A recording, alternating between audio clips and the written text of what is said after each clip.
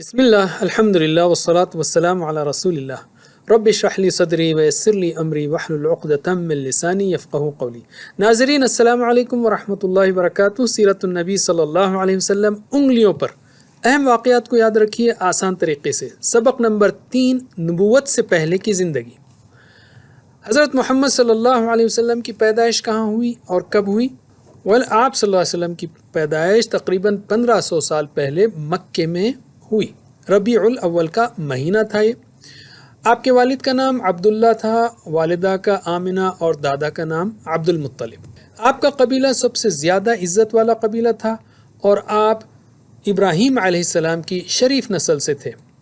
مکے کے لوگ ابراہیم علیہ السلام کے دین پر تھے مگر ان میں شرک اور برائیاں آ گئی تھیں۔ ولادت سے پہلے 2 ماہ پہلے والد کا انتقال ہوا۔ آپ یتیم پیدا ہوئے۔ والدہ آمنہ کے پاس، پھر عرب کی روایت کے مطابق حلیمہ سعدیہ کے پاس بھیج دیے گئے۔ 4 یا 5ویں سال آپ کی واپسی ہوئی۔ 6 سال میں والدہ کی وفات ہوئی۔ دادا عبد المطلب نے پرورش کی۔ 8 سال میں دادا کا انتقال ہوا تو چچا ابو طالب کے پاس آپ کی پرورش ہوئی۔ اس سے ہم کیا اسباق لے سکتے ہیں کہ بچپن ہی میں جس کو اتنے سارے غم ملیں تو اس کا کامیاب ہونا بہت مشکل ہے، لیکن اللہ تعالیٰ نے آپ صلی اللہ علیہ وسلم کو دنیا کا عظیم الشان اور کامیاب انسان بنا دیا۔ یہ کامیابی بھی رسول صلی اللہ علیہ وسلم کا ایک معجزہ ہے۔ کتنی بار آپ نے شام کا سفر کیا اور نکاح کب ہوا؟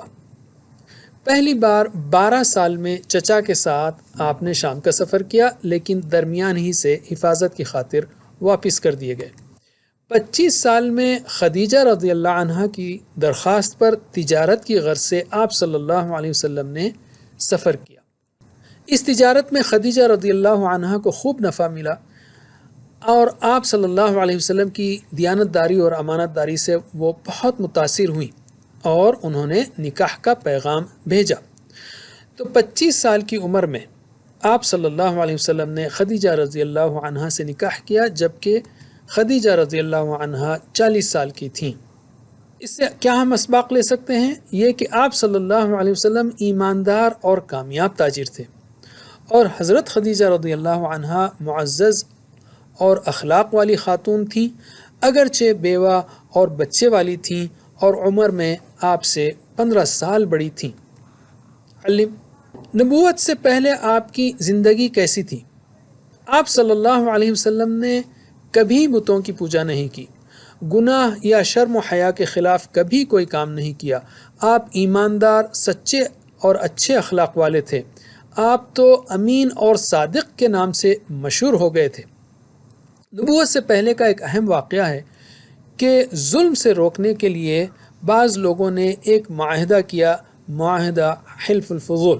اس میں آپ نے شرکت کی اور آپ فرمایا کرتے تھے صلی اللہ علیہ وسلم کہ اگر اب بھی مجھے کسی ایسے معاہدے کی دعوت دی جائے تو میں اسے قبول کروں گا۔ بیت اللہ کی تعمیر نو کے وقت حجر اسود کے بارے میں قبائل میں جھگڑا ہوا۔ حجر اسود کو اس کی جگہ پر رکھنے کا موقع آیا تو ہر قبیلہ یہ چاہنے لگا کہ نصب کرنے کا شرف اسے ملے۔ آپ کو اس جھگڑے میں فیصلے کرنے کا موقع ملا تو آپ نے حجر اسود کو چادر میں رکھا اور ہر قبیلے کے ایک نمائندے سے فرمایا کہ اس چادر کے کناروں کو پکڑ کر اٹھائیں۔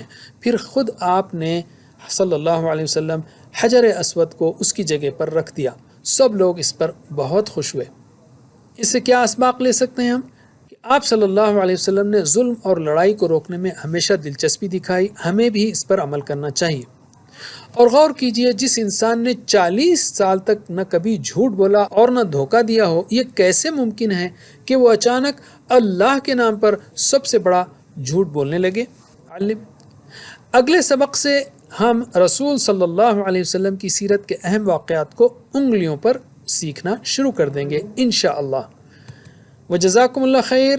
اس کا کوئز ضرور کیجئے اور آخر میں ہم دعا کرتے ہیں کہ اللہ تعالی ہمیں سیرت النبی صلی اللہ علیہ وسلم پڑھنے، پڑھانے، عمل کرنے اور دین کا پیغام پھیلانے کی توفیق دے۔